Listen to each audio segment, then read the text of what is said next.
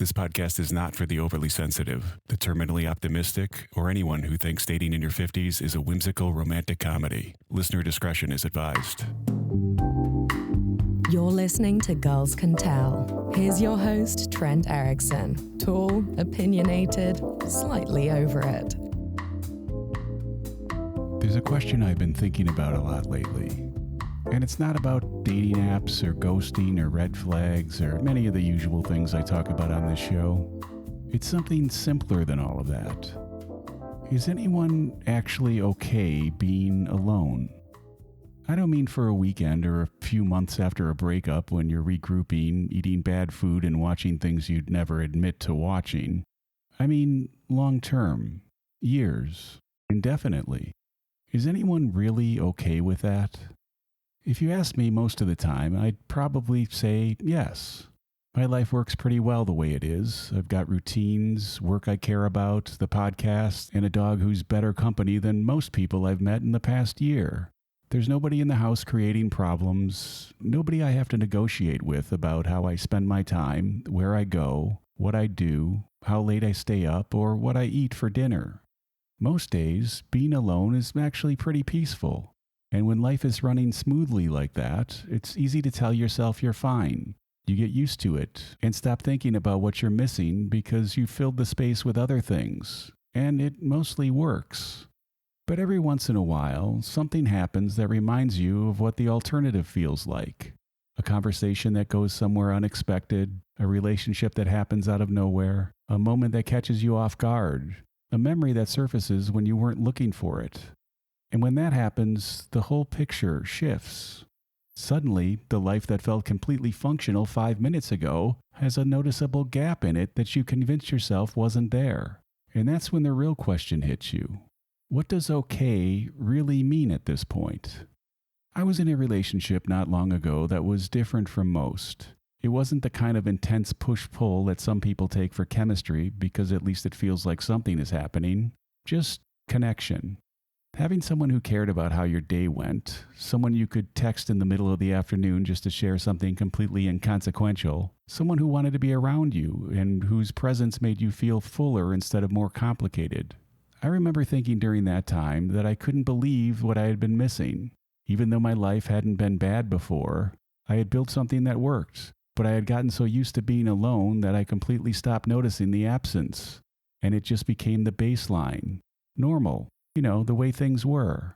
But for a while, they were very different.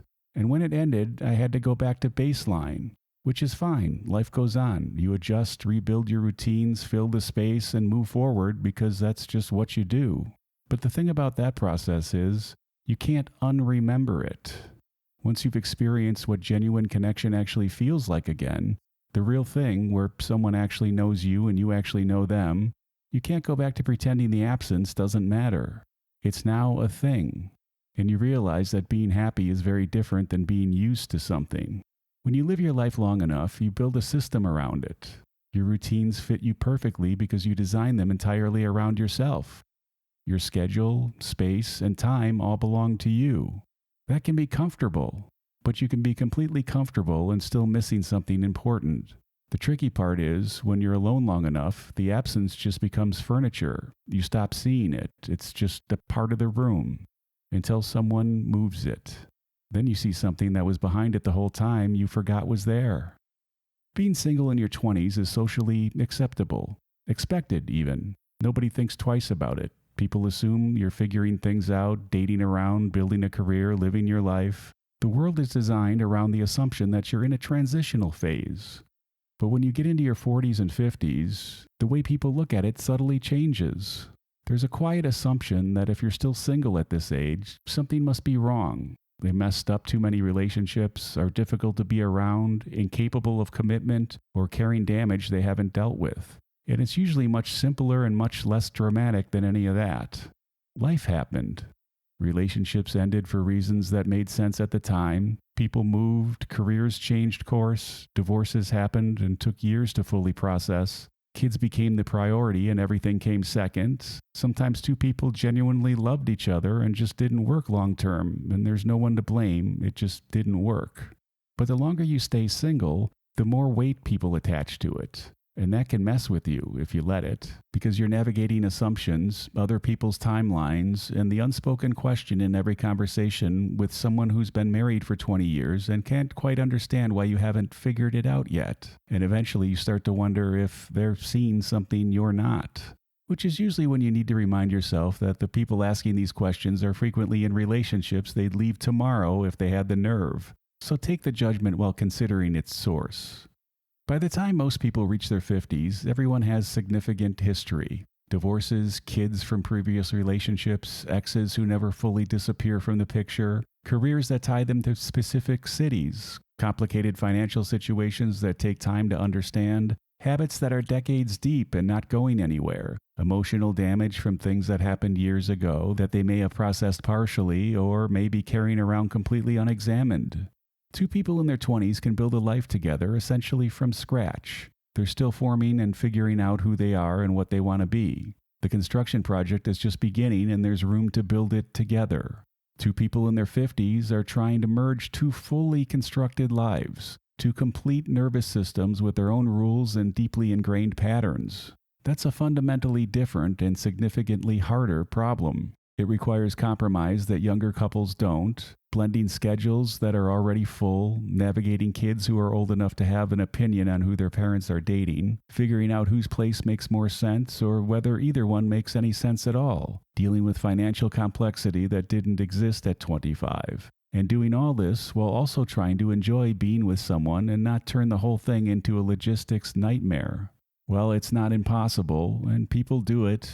Anyone who tells you it's simple hasn't done it recently or isn't being straight with you. Then add dating apps into all of it. Designed for fast decisions, quick swipes, photo first, and actual human complexity somewhere well after that. Built largely around the assumption that you're young, flexible, and willing to make major life decisions based on 6 pictures and a bio that took someone 5 minutes to write and still doesn't really tell you anything useful. The important things, like emotional maturity, stability, compatible values, the ability to communicate honestly without turning everything into a conflict, don't translate into swipe culture. They never did. So a lot of people in their 40s and 50s end up feeling like the whole system wasn't designed for them, because it wasn't. So is anyone really okay with it? Sometimes. Most of us can build lives that function well on our own. Meaningful work, real relationships, routines that give the days structure, independence that a younger version of ourselves would have found impressive. The ability to make decisions without consulting anyone, to spend a Saturday just exactly the way we want to, and a space that reflects exactly who we are without negotiation. There's real value in all of that. But there's something different about sharing your life with someone who really cares about you, someone who actually wants to be in your life and whose presence makes the ordinary parts of it feel like they mean something. That's not something you can replicate with independence. It's not something a full schedule fixes or a good routine replaces. It's just different. And pretending it isn't is one of the more sophisticated ways people lie to themselves. The problem is that wanting it doesn't make it easy to find. The available pool gets smaller as we get older, expectations get higher, reasonably so, because we know ourselves better and we figured out what doesn't work.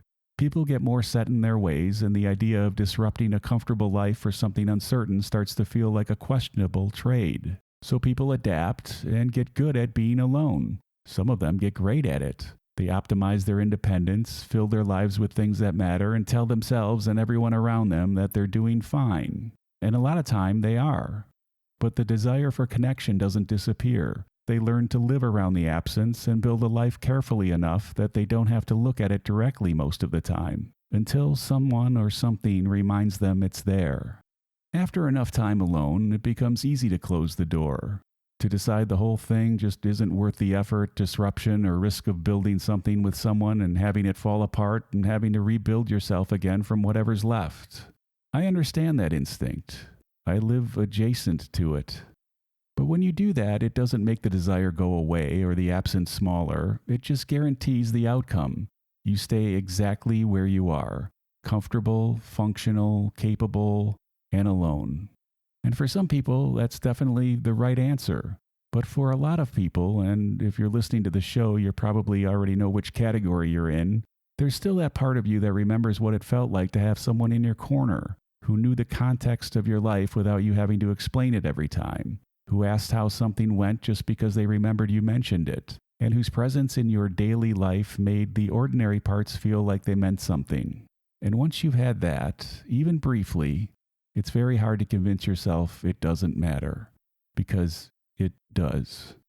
I've spent a year doing this show, 50 episodes of talking about dating and relationships and human behavior and all the ways people connect and fail to connect, hurt each other, and try anyway.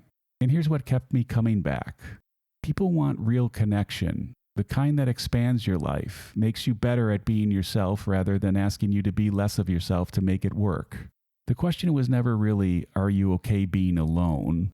Most of us are okay. We've proven that. We've survived things that should have broken us, built lives out of the wreckage, and kept going. Okay is not the problem. The question is whether okay is enough, and whether after all the disappointment, effort, the apps, the conversations that go nowhere, and the connections that almost were something, you're still willing to stay open. Closing the door is easy and the most natural thing in the world after enough time, and nobody would blame you for it. Open is where everything happens, and I think most people, if they're being completely honest with themselves, aren't done yet. They're just worn down, and it's worth knowing which one you actually are.